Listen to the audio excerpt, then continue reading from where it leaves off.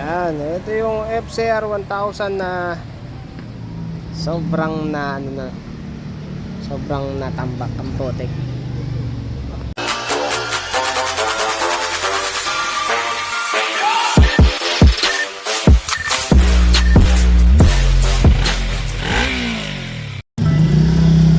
Pakita ko lang yung setup na ginawa ko. Palit ako ng coils, high tension wires, overhaul ng makina tsaka ng carb, tapos nag setup ng ganitong open carb setup kasi wala rin naman siya airbox. Palit ng piston rings, valve seal, nag-honing ng block, tapos sa gasket, palit ng gasket dito. Ito kasi may paper gasket ginamit ko dito. Tapos ito yung original na gasket, tsaka dito harness na lang wala akong harness, naka-harness pa dito. Tsaka yung clutch pa pala, ito nakakap na lang. Tapos ngayon nagpalit ako ng bearings, wheel bearings, goodies na goodies.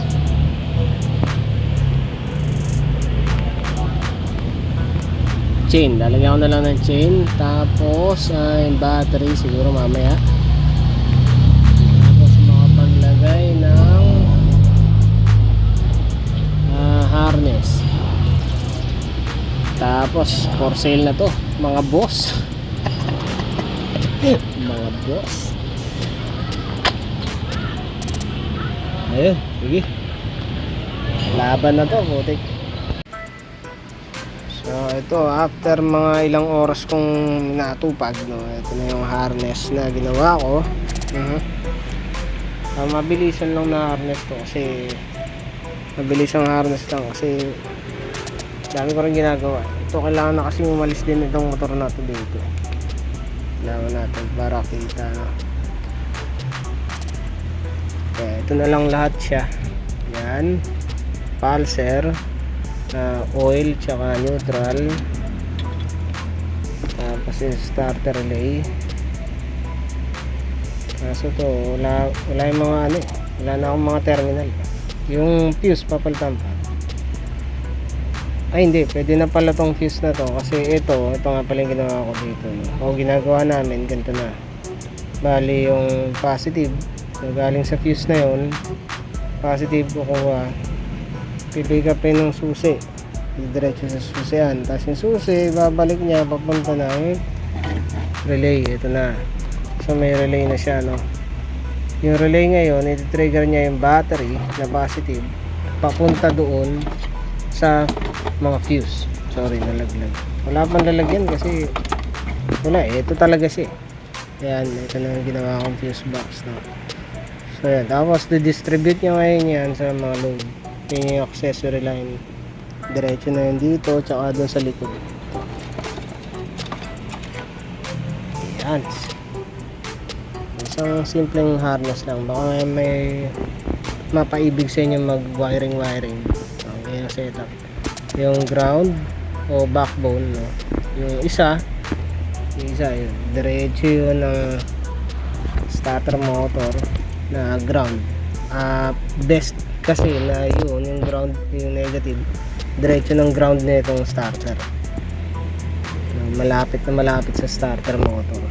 Tapos yung sa starter na yung wire yung positive papunta naman dito sa starter relay. Dapat mas matabang wire wala akong matabang wire kaya ito lang kinabit ko. Temporary lang naman para mapa-under lang.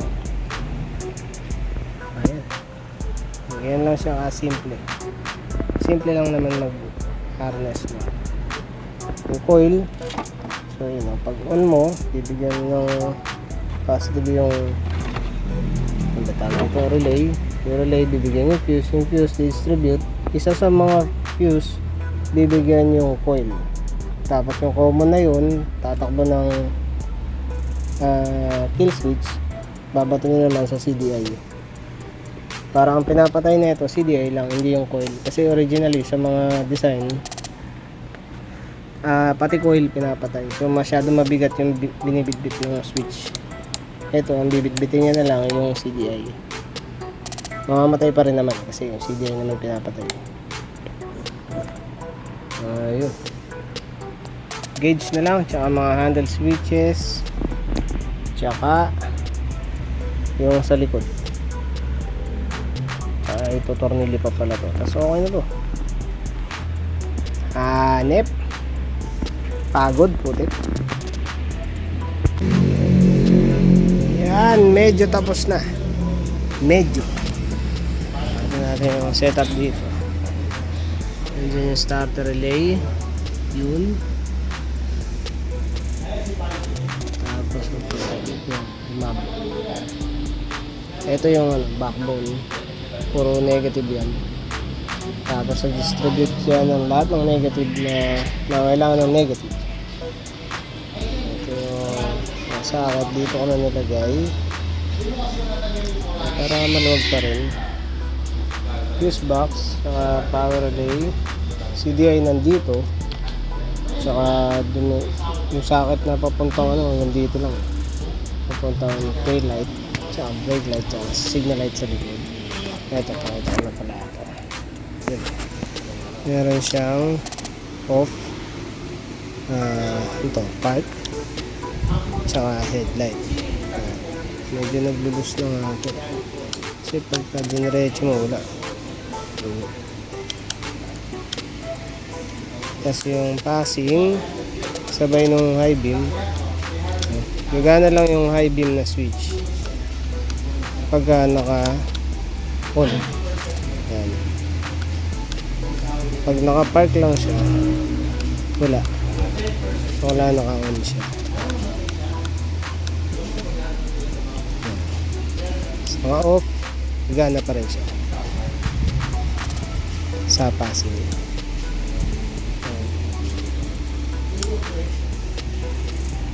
Ano pa ba? Start. Ito yung naka-neutral, pwedeng start sa naka-on to. Pagka naka-off, hindi start. Tsaka pag naka-cambio, ayan, kahit naka-on to, hindi siya start. So wala, naka-neutral siya. Tsaka naka-on to.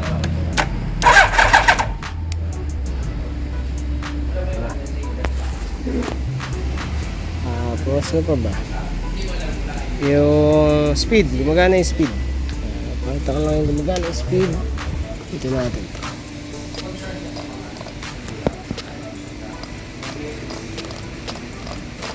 Gumagana siya, no? Dinadaliri ko lang yung gumagana.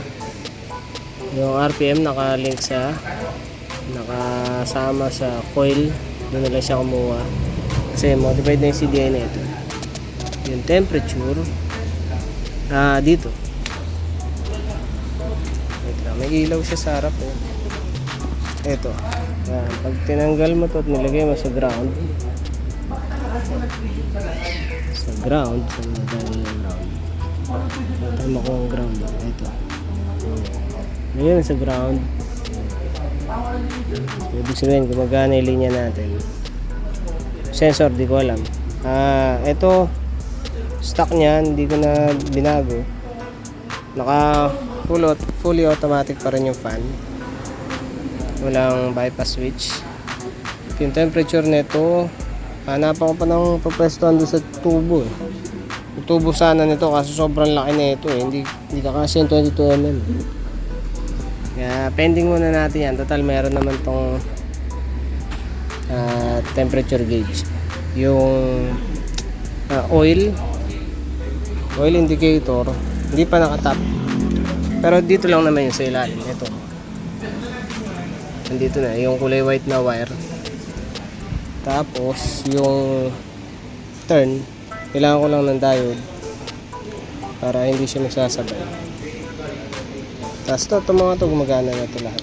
Signal, busina, wala lang busina, gumagana na lahat.